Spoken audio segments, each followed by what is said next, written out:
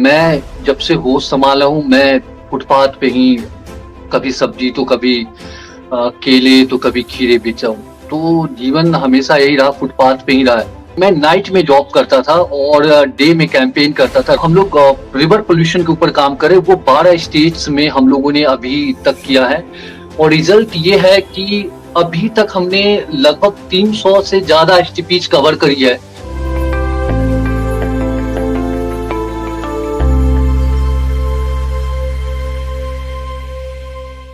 आज हमारे साथ मौजूद है पंकज कुमार, जिन्हें दुनिया ऑक्सीजन मैन और अर्थ वॉरियर के नाम से जानती है। पंकज ने पेड़ लगाए पेड़ बचाए जैसे नारे के साथ एक अनोखी मुहिम शुरू की जो आज लोगों को इंस्पायर कर रही है। पंकज क्लाइमेट चेंज और एयर पॉल्यूशन जैसी प्रॉब्लम्स पर काम कर रहे हैं और सोशल मीडिया पर एक जाना माना चेहरा है। आपका बहुत बहुत स्वागत है DNN 24 पर। Thank you. पंकज जी, पहला सवाल मेरा आपसे ये है कि बिहार के सहरसा जिले से आप IAS बनने का सपना देखते थे, लेकिन घर के जो आर्थिक हालात हैं वो ठीक नहीं थे, तो उस वक्त आपका जो सपना है वो पूरा नहीं हो सका। कैसे संभाला आपने खुद को, और अपने परिवार के बारे में बताइए और अपने शुरुआती सफर के बारे में। देखिए, मेरा सपना पूरा नहीं हो पाया। एक तो है कि आर्थिक तंगी हमेशा से थी हमारे साथ। दूसरी बात ये है कि एक थोड़ा था कि एक सपोर्ट और कहें कि मतलब कि वो माहौल नहीं मिल पाया। तो एक हुआ कि मेरी भी लापरवाही थी उसमें, तो मैं अपनी लापरवाही को ज्यादा जिम्मेदार मानूंगा कि मैं जो करना चाहता वो नहीं कर पाया। देखिए, IAS मैं इसलिए बनना चाहता था, मेरा सपना था कि मैं समाज को बेहतर बनाऊं किसी तरीके से। और मैं जब से होश संभाला हूं, मैं फुटपाथ पे ही कभी सब्जी तो कभी केले तो कभी खीरे बेचा हूँ। तो जीवन हमेशा यही रहा, फुटपाथ पे ही रहा है।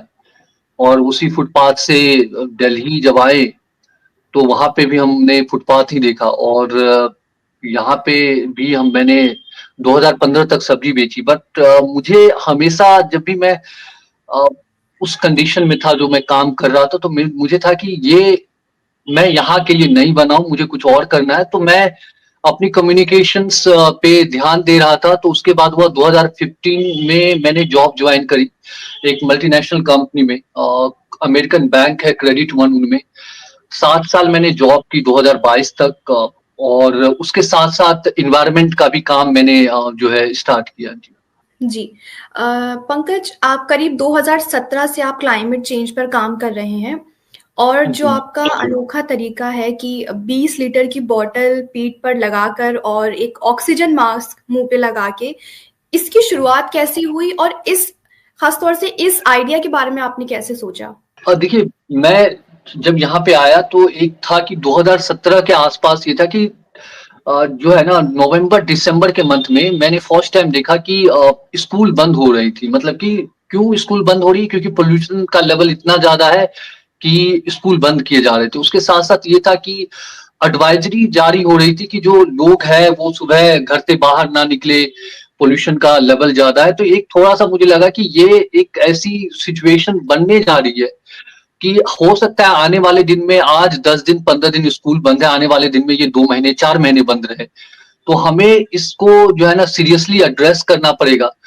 और मुझे लगा कि मैं अपने लेवल पे क्या कर सकता हूँ। तो बहुत चीजें सोचा। तो उसी बीच में मुझे एक एनिमेटेड पिक दिखा जिनमें एक एनिमेटेड कार्टून बना हुआ था, उनके पीठ पे ऑक्सीजन सिलेंडर और मास्क लगा हुआ था। तो वहां से मैंने ये आइडिया स्ट्राइक किया। मैंने कहा अगर कोई ये सोच के इसको आर्ट में फॉर्म में ला सकता है तो मैं इसको ग्राउंड पे उतार के लोगों को अवेयर कर सकता हूँ। तो फिर वहां से ये वाली चीजें हमने स्टार्ट करी। इस कैंपेन को देख के लोगों को जो है, हमें बताना नहीं पड़ता था कि मैं क्या कहना चाह रहा हूँ, लोग मुझे देख के समझ जाते थे। मतलब कि आप जाते जाते आपका 1 सेकंड भी मैं बर्बाद नहीं करूंगा।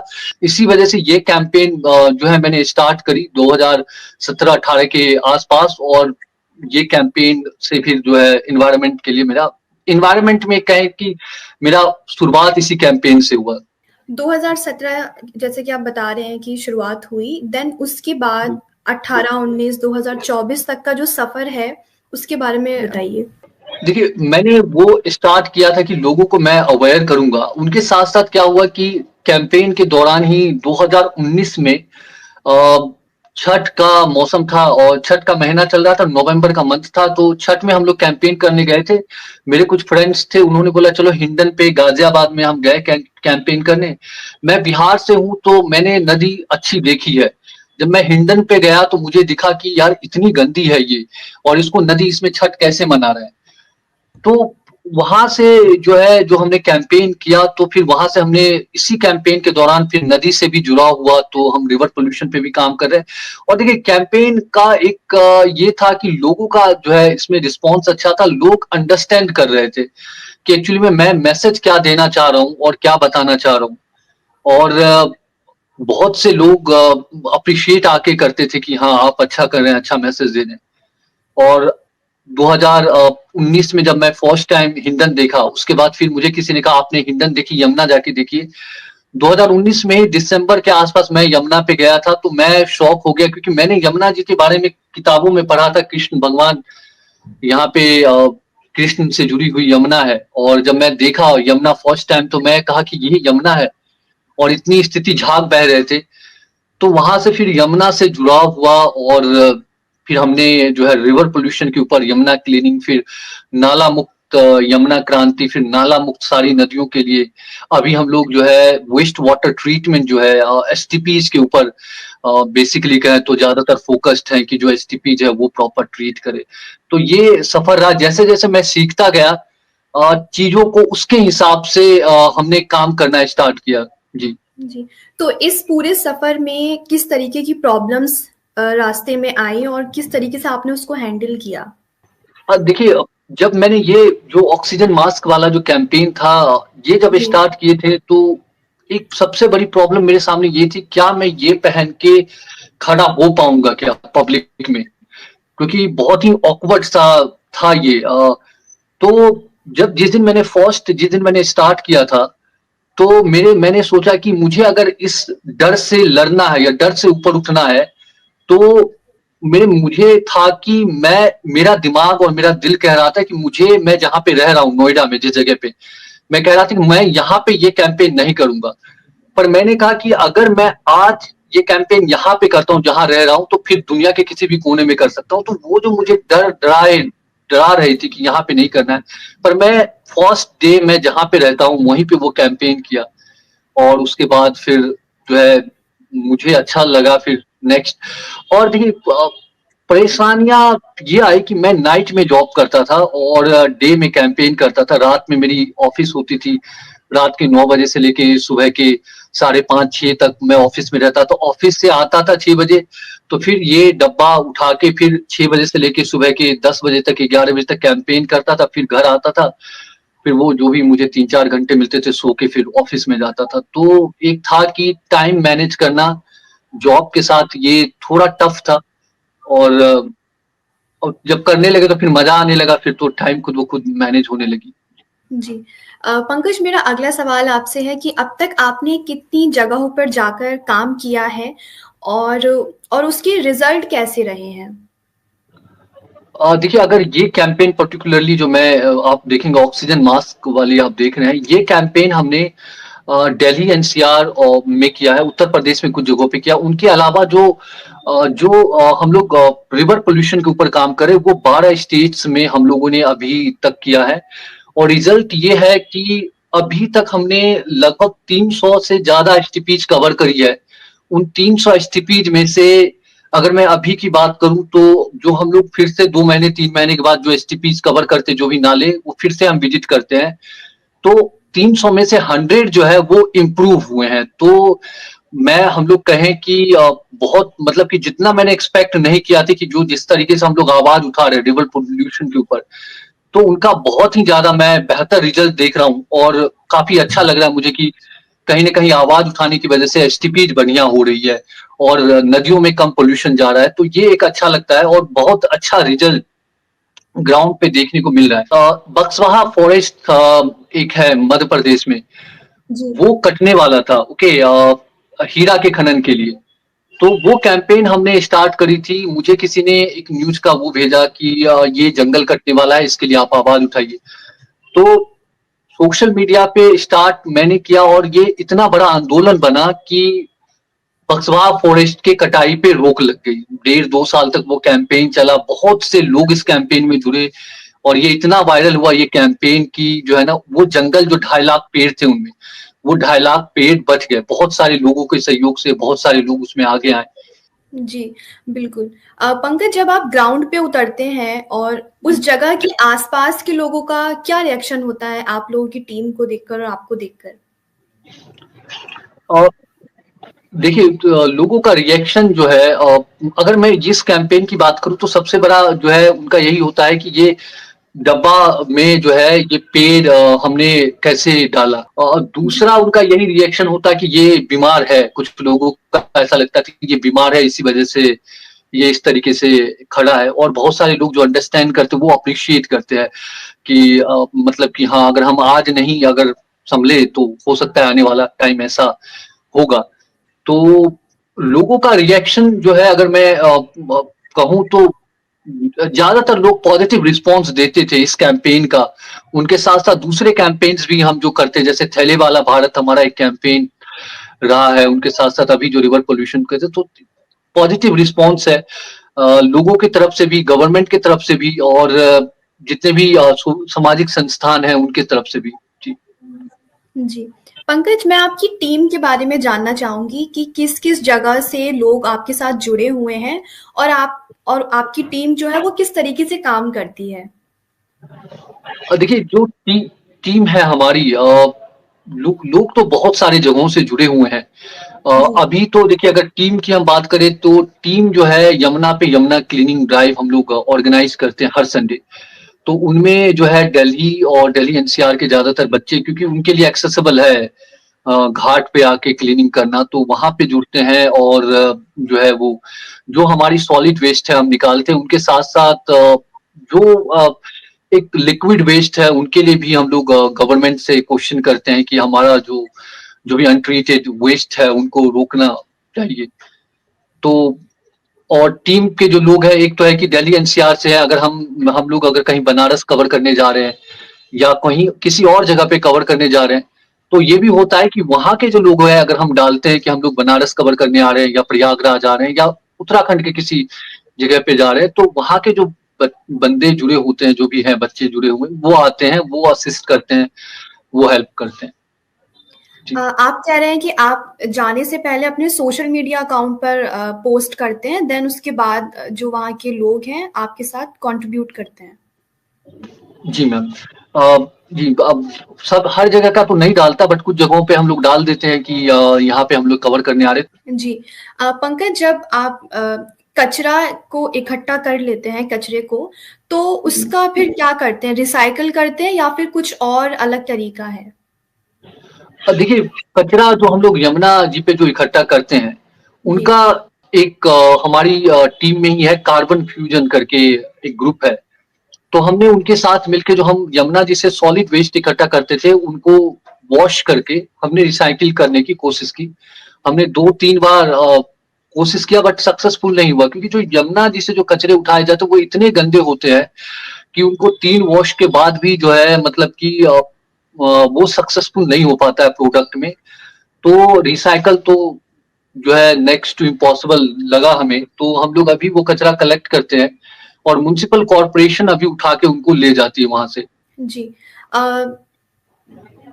आपके इंस्टाग्राम पर 1 लाख से ज्यादा फॉलोअर्स हैं, तो सोशल मीडिया ने आप जो भी कैंपेन स्टार्ट करते हैं, सोशल मीडिया ने आपकी कितनी हेल्प करी है? इसको आप कैसे देखते हैं? देखिए इंस्टाग्राम पे 1 लाख से ज्यादा फॉलोअर हैं और बहुत ही ज्यादा लॉयल फॉलोअर्स हैं। मेरी जीवन मेरा चल रहा है तो वो इंस्टाग्राम के फॉलोअर्स की वजह से ही। आप जितने भी कैंपेन्स देख रहे हैं, क्योंकि हम लोग जो कैंपेन करते हैं वो बहुत ही, क्योंकि दूसरे स्टेट में जाके 5 दिन 10 दिन रहना, वहां के एसटीपीज को, नदी को कवर करना बहुत एक्सपेंसिव होता है। वो सारे जो है जितने भी खर्चे हो, तो मैं कोई जॉब नहीं कर रहा हूँ। 2022 में मैंने अपने बैंक की जॉब छोड़ दी, तो वो सारे जो है एक्सपेंसेस जो है पब्लिक ही जो है बिना मांगे मुझे भेजती है कि कहीं कैंपेन करने जाने हैं तो पब्लिक ही सपोर्ट करती है। तो एक तरीके से आप कहें तो ऑक्सीजन के साथ तो मैं जीवित हूँ, और उनके साथ साथ है कि इंस्टाग्राम के लोग जो है वो मेरे कैंपेन को जिंदा रखे हुए हैं। अगर वो नहीं होते तो ये कैंपेन शायद मैं नहीं कर पाता, मतलब जिस लेवल पे अभी कर रहा हूँ उस लेवल पे हो पा रहा है क्योंकि पब्लिक का जो है मतलब इतना ट्रस्ट और इतना सपोर्ट है, इसी वजह से कर पा रहा हूँ। जी, पंकज, आपके अगले बड़े प्लान्स क्या हैं और किन-किन मुद्दों पर आप योजना बना रहे हैं काम करने की?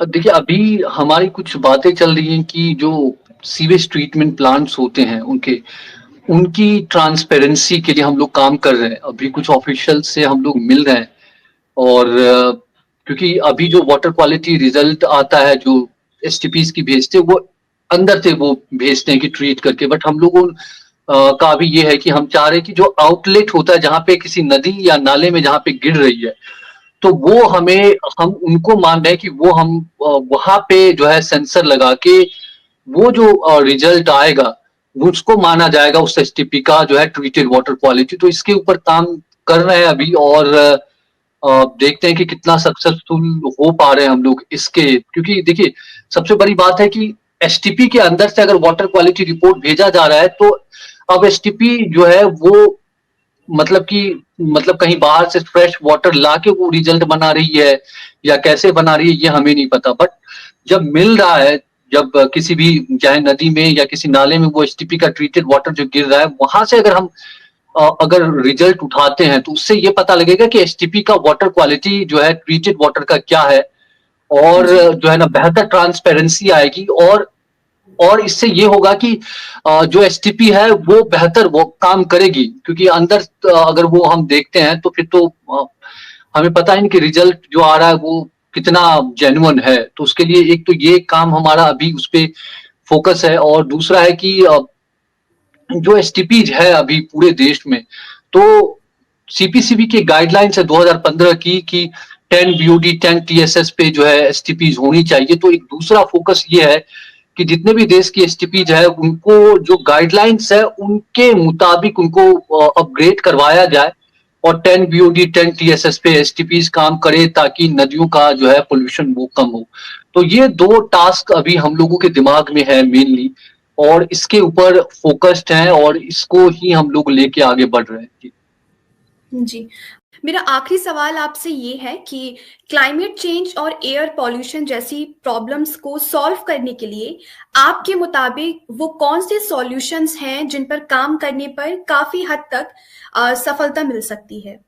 पोल्यूशन का इतना ज्यादा इशू चल रहा है पर अभी भी जो है झाड़ू जो लगाए जा रहे हैं वो मतलब कि बिना पानी मारे लगाए जा नहीं, तो ऐसे नहीं लगना चाहिए। जो हम डस्ट है, क्योंकि अभी क्या होता है विंटर में एयर में होती है आपको ड्रॉपलेट्स होते हैं, मतलब कि एयर में नमी होती है। अब हम झाड़ू लगाएंगे वो धूल जो उड़ेगा उसमें ट्रैप हो जाएगा तो वो आपके सांसों के जरिए आपके बॉडी के अंदर जाएगी। अगर वेस्ट बर्न हो रहा है तो वो धुएं भी ट्रैप हो जाएंगे और ट्रैप होंगे तो उसके जो है हम हमारी बॉडी में पोल्यूशन बढ़ेगा। गाड़ी के जो है इतने, एक तो है कि दिल्ली का जो है दिल्ली एनसीआर में देखे तो इतने सारे व्हीकल्स हैं, ओके, उनके साथ साथ आप देखेंगे कि इंडस्ट्रीज हैं और जो है कि हमारा जो ग्रीन कवर है वो बहुत ही कम है। तो एक तो ये है कि जो हमारे जो ऑलरेडी जो जंगल बचे हुए दिल्ली एनसीआर में उनको अब एक पेड़ भी नहीं काटना चाहिए। मैं रिपोर्ट पढ़ रहा था हर दिन 5 पेड़ काटे जा रहे हैं इस स्थिति में भी, तो ये तो बहुत खतरनाक लेवल पे हम बढ़ रहे हैं कि हमें नए पेड़ लगाने से ज्यादा इंपॉर्टेंट है कि जो पुराने पेड़ हैं उनको बचाएं और जो है जो हमारा ग्रीन कवर है उसको हम कैसे सहेजें उनके ऊपर हमें फोकस करना चाहिए ताकि जो हमारा कार्बन इमिशन है वो डिस्पर्स हो, वो जो है वो कम हो। क्योंकि अगर हम नए पेड़ लगाएं और पुराने पेड़ काटेंगे तो फिर कोई फायदा नहीं है। आज जो पेड़ लगा रहे हैं वो आज कोई काम का नहीं है, 10 साल 20 साल के बाद वो काम करेगा, तब तक आप पोल्यूशन में परेशान होंगे। तो कुछ चीजें हैं, छोटी छोटी स्टेप्स लेके हम बहुत बड़े बदलाव की ओर बढ़ सकते हैं। और एक सबसे बड़ी बात जो मैंने कहा कि हमें जो है ग्राउंड पे जो काम कर रहे हैं उनसे कम्युनिकेट करना होगा, चाहे वो रिवर पोल्यूशन हो चाहे वो एयर पोल्यूशन हो या सॉइल पोल्यूशन हो, तो इन चीजों के लिए। जी मैम। जी, पंकज जी, आपकी इंस्टाग्राम का बायो में लिखा है कि बाहर हीरो मत ढूंढिए, आपके अंदर भी एक हीरो है और ये लाइन जो है वो बहुत ही इंस्पिरेशनल है। अगर आप भी समाज में बदलाव लाना चाहते हैं तो अपने अंदर के हीरो को पहचानिए और आज ही पहला कदम उठाइए और बनिए अपने शहर का अर्थ वॉरियर। हमसे बातचीत करने के लिए बहुत बहुत